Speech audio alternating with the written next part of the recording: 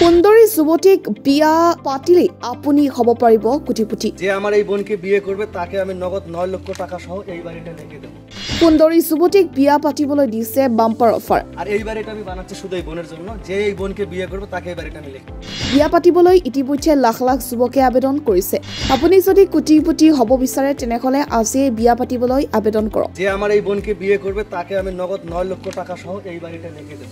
ভিডিঅ'টো শ্বেয়াৰ কৰি আন 10 জনক এই সুবিধা লাভ কৰাৰ সুযোগ দিয়ক। এগৰাকী সুন্দৰী যুৱতীৰ বাবে দৰা বিচাৰি অফাৰ দিছে। বিয়া পাতিলে আপুনি লাভ কৰিব নগদ লাখ লাখ টকা, লগতে আপুনি লাভ কৰিব 5 তলা ঘৰ। দৰা যেনেকুৱা নহওক কিয় কেৱল মাত্ৰ দৰা ভাল হ'ব লাগে।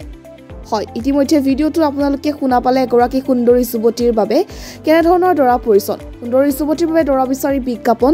ধনী দুখীয়া বুলি কথা নাই, দৰা সম্পূৰ্ণ খৰচ বহন কৰিব পত্নীয়ে, যাৰ বাবে এতিয়া সামাজিক মাধ্যমৰ জৰিয়তে দৰা বিচাৰি হাহাকাৰ কৰিছে এগৰাকী যুৱতীয়ে।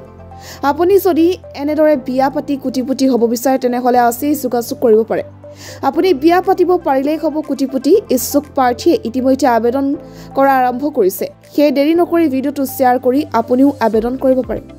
আমার কসম, আমার বোনের কসম, যে আমার এই বোনকে বিয়ে করবে তাকে আমি নগদ 9 লক্ষ টাকা সহ এই বাড়িটা লিখে দেব।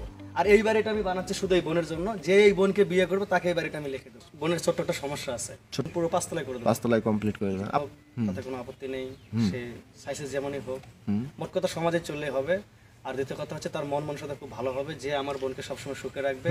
আর আমি তো আগে বলেছি আমার বোনের একটা সমস্যা আছে, এই ধরনের কোটাগুলো তাকে যদি না দেয় তাহলে আলহামদুলিল্লাহ দেবো। কেন না, কারণ আমাদের এই প্রবাসী ভাইরা তো আমাদের এই দেশেরই সন্তান, তাই না? হ্যাঁ অবশ্যই। আর ওরা যদি আমার বোনকে বিয়ে করতে চায় অবশ্যই আমি দেবো। আর যেহেতু সে এই টাকা ইনকাম করার জন্যই বিদেশ গেছে, আমি মনে করি সে যদি আমার বোনকে বিয়ে করে হয়তো তার প্রবাস জীবন কাটানো লাগবে না। এই একটা বাড়ি দিয়ে দেবো, 7 টাকা দিয়ে দেবো, ইনশাল্লাহ সে আমার বোনকে নিয়ে সুখে থাকবে। সে বেকার হোক বা ট্রাকের ড্রাইভার, মানে যে কোনো লোকের কথা বললেন, আসলে সমস্যা নেই। কারণ মোট কথা সে যেন নেশাখোর না হয়। নেশাখোর না হয়। ভাই আপনার ফ্যামিলিতে কে কে আছে? আমার ফ্যামিলিতে এই যে আমরা 2 ভাই বোন আর বাবা মা বেঁচে নেই। আমার বাবা একজন বিজনেসম্যান ছিল।